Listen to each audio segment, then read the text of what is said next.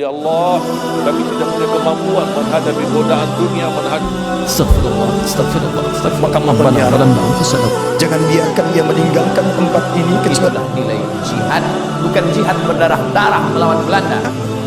alhamdulillah. Maaf, makan yang sunnah dengan apa? Tangan. Berapa jari? Masya Allah, 3 jari. Makanlah seperti ini. Itu Anda tidak bisa langsung menyimpulkan bahwa yang sunnah makan menggunakan jari. Belum tentu. Anda harus cek dulu kapan Nabi mengungkapkan kalimat itu. Ada pelajaran dengan bahasanya. Analisis bahasa, ilmunya ilmu balaghah. Dibagi 3 bagian lagi. Ada ilmu ma'ani, menganalisis diksi katanya. Ilmu bayan, menganalisis cara menjelaskannya. Ilmu badi', menganalisis cara pengungkapannya. Kemudian ada yang kedua tentang asbabul wurud, kapan Nabi menyampaikannya. Dalam asbabul wurud ketika menerangkan hadis itu, Nabi SAW sedang memberikan contoh memegang kurma begini. Baik, teman-teman sekalian, kata Nabi, makanlah kalian seperti ini, yang dipegangnya kurma. Baik, kira-kira kalau Anda memegang kurma dengan menggunakan 5 jari, itu tandanya apa? Baik, dalam bahasa Jepang tingkat tinggi itu disebut dengan rowog gitu ya.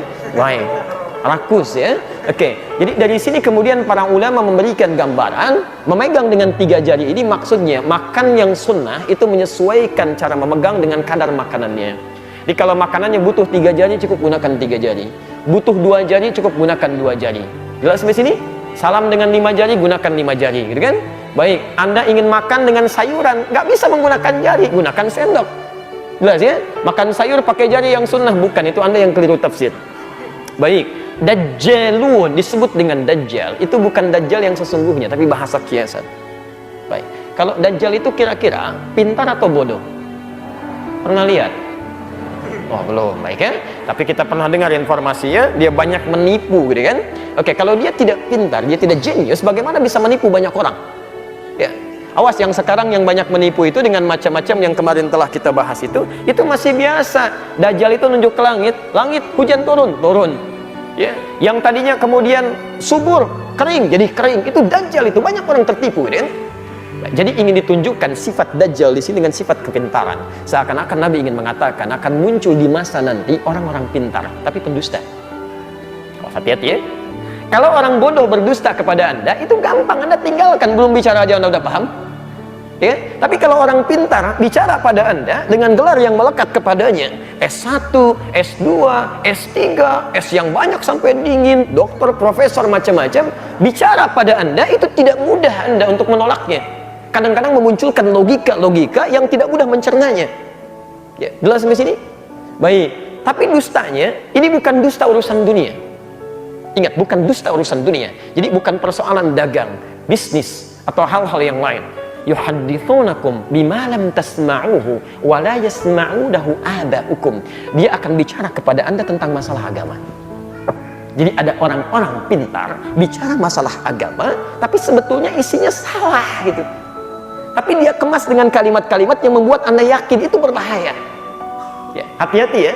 Ini bukan orang bodoh, ini pintar ini. Ya, kata Nabi ini sangat unik orangnya. Dia pintar bicara masalah agama tapi sebetulnya dia tidak menguasainya, bukan otoritasnya. Iyyakum wa iyyahum. Kata Nabi, kamu mesti waspada dengan orang seperti itu. Hati-hati. Hati-hati. Nabi mengatakan di 15 abad sebelum kita sekarang akan tiba masanya nanti. Saya tidak tahu apakah sekarang sudah muncul atau tidak. Tapi indikasi yang muncul sekarang, banyak orang-orang yang berbicara tentang agama sebetulnya bukan otoritasnya. Ya, maaf, Anda profesor, Masya Allah ingin bicara silahkan, tapi di bidang Anda profesor sejarah jangan bicara masalah fikih karena Anda nggak belajar tentang itu. Ya, dokter di bidang A bicara masalah hukum, tidak, kalau Anda nggak belajar nggak usah bicara. Ustadz saja punya otoritasnya. Masya Allah, Ustadz Adi Hidayat akan ceramah menerangkan bagaimana cara membuat pesawat terbang. Siapa yang mau hadir? Nggak ada yang datang karena bukan otoritasnya. Ya, Ustadz Adi Hidayat akan menerangkan bagaimana tentang membuat sebuah jembatan yang kuat. Nggak ada yang mau datang. Ya, karena ada otoritas tertentunya.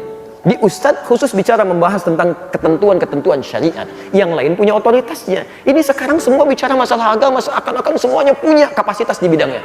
Ahli ekonomi bicara masalah agama, arsitek bicara masalah agama, politikus bicara masalah agama, tikus aja nggak bicara, kenapa Anda ikutan? Ya.